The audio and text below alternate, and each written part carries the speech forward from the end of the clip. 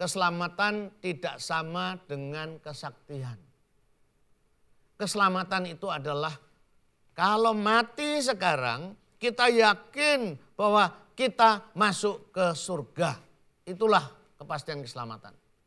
Sedangkan kesaktian itu paling hanya bisa mempengaruhi orang lain, menghipnotis orang lain, mencari kekayaan, ya, menguasai orang lain, menyantet orang lain dan sebagainya. Sakti mungkin tahan peluru, mungkin tahan sabetan senjata tajam, tetapi itu belum keselamatan. Di Jawa ada beberapa dukun, bahkan profesor doktor yang juga dukun, yang akhirnya bertobat dan menjadi Kristen. Masalahnya apa? Mereka mencari keselamatan dan mereka hanya menemukan kesaktian. Pada waktu mereka bertanya kepada gurunya sendiri tidak bisa menjawab. Mbah tahu kapan mbah ini akan meninggal dunia. Itu sebabnya mbah mau melantik saya menjadi kepala dukun. Tapi sebelum mbah melantik saya, saya bertanya kalau mbah mati, mbah ke surga atau ke neraka. Dan ternyata dukun-dukun ini tidak bisa menjawab. Selalu menghindar, mengatakan itu bukan urusanmu. Yang penting kamu dalam dunia ini bisa memiliki istri cantik, kekayaan, mempengaruhi, menguasai orang lain. Calon kepala dukun ini yang adalah doktor profesor. Dia tidak mau. Akhirnya dia memilih Kristus karena apa? Pada waktu dia menerima Injil, dipinjami oleh seorang bakul bakmi. Dia membaca dan baru tahu bahwa kesaktian tidak sama dengan keselamatan. Di dalam Yesus ada kepastian keselamatan. Nah, apakah kita sudah memiliki itu dalam Kristus?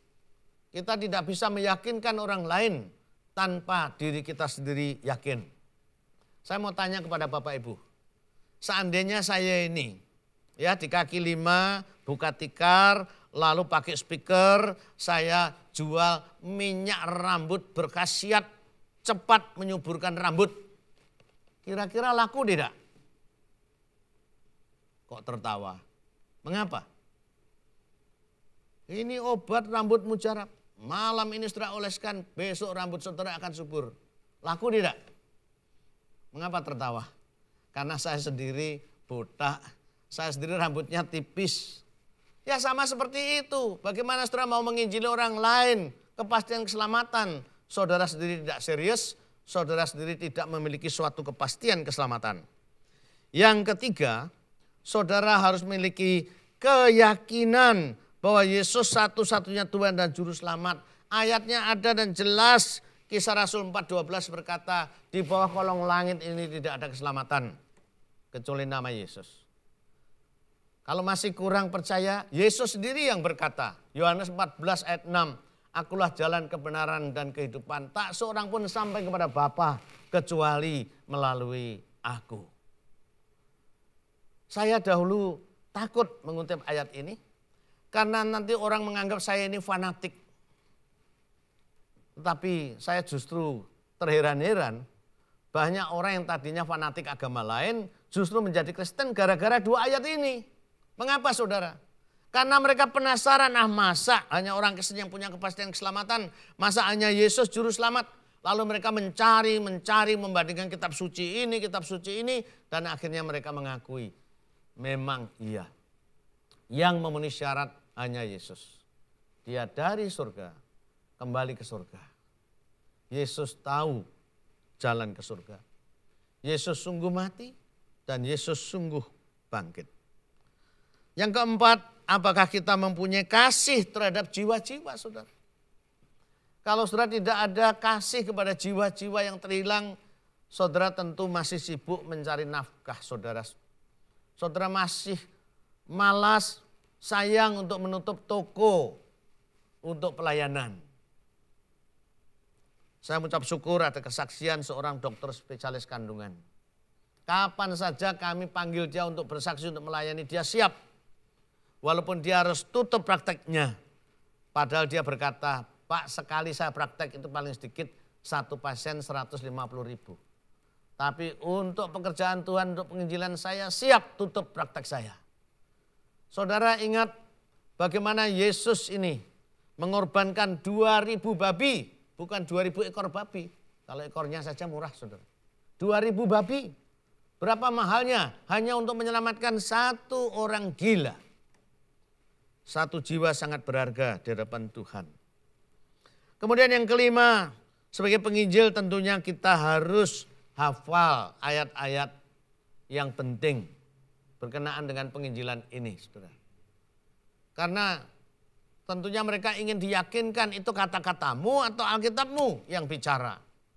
Itu ngomongmu sendiri atau Injil berkata demikian. Memang tidak harus semua kita sekolah teologi, tetapi minimal kita hafallah, mengertilah. Yohanes 3:16 isinya apa? Roma 3:23 isinya apa?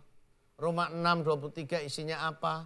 Yohanes 14 ayat 6, Kisah Rasul 4:12, Yohanes 1 ayat 12, Wahyu 3:20. Ya, beberapa ayat itu sudah cukup menjadi bekal bagi saudara untuk bersaksi. Kemudian yang keenam adalah melakukan saat teduh pribadi. Saya tahu saudara mungkin sudah rajin ya berbakti di gereja. Mungkin juga sudah mengadakan mezbah keluarga bersama suami, anak-anak. Tetapi itu belum cukup bagi seorang penginjil. Seorang penginjil harus mendisiplin dirinya melakukan saat teduh pribadi setiap hari. Mengapa? Satu, supaya dia juga tahu firman Tuhan. Kedua, dia mempunyai doa yang kusuk untuk melaksanakan tugasnya. Sehingga Tuhan menolong dan mengurapi dia. Kemudian yang ketujuh, bergantung Roh Kudus. Kisah Rasul 1 ayat 8 berkata apa? Berkenaan dengan kesaksian. Apabila Roh Kudus turun ke atas kamu, maka kamu akan beroleh kuasa, power to witness. Mempunyai kuasa, keberanian untuk bersaksi. Jadi kalau tadi ada orang Kristen mengatakan aku takut, aku malu, aku tidak tahu caranya. Bergantunglah kepada Roh Kudus. Minta dipenuhi Roh Kudus. Nanti Roh Kudus akan memberi ide-ide, kesempatan, cara-cara yang unik untuk saudara bisa bersaksi pada saat tertentu. Bergantunglah kepada Roh Kudus. Bahkan bahaya jikalau kita ini mengandalkan sarjana teologi kita. Bahaya kalau kita mengandalkan diri saya master dalam misiologi. Bahaya, karena apa saudara? Biasanya orang makin belajar teori makin takut. Saudara. Contohnya begini, saya makin tahu teori main musik, saya makin takut main musik. Saudara, itu bahayanya. Itu bahayanya. Immanuel Kant berkata apa? Yang aku ketahui adalah bahwa aku tahu, makin aku tahu bahwa aku tidak tahu. Saudara bingung enggak dengan kalimat ini? Yang aku ketahui adalah bahwa aku tidak tahu. Tapi makin aku tahu, aku makin tahu kalau aku tidak tahu. Itulah kejujuran Immanuel Kant. Bukankah kita juga seperti itu? Nah kalau kita menunggu semua teori, semua ilmu, semua metode kita kuasai, kapan kita menginjil saudara? Saya tidak harus tahu resep masakan untuk makan. Kalau saya harus menunggu tahu resep masakan baru makan, matilah saya. Yang kedelapan, menjadi pendengar yang kreatif. Berbeda antara mendengar dan mendengarkan. Norman Wright berkata, mendengarkan itu adalah mendengar dengan telinga. Mendengar dengan mata. Itu yang dimaksud Norman Wright adalah dengan penuh perhatian. Kalau hanya mendengar, ya kita bisa mendengar suara burung, suara mesin, suara mobil.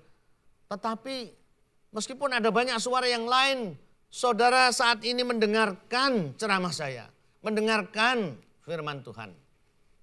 Pertama menjadi penginjil kita harus belajar bukan hanya mendengar, tapi mendengarkan orang tersebut. Hanya dengan demikian kita bisa menjadi kreatif bagaimana kita harus menjawab, menanggapi dia. Sedemikian jelas dan sopan serta lemah lembut.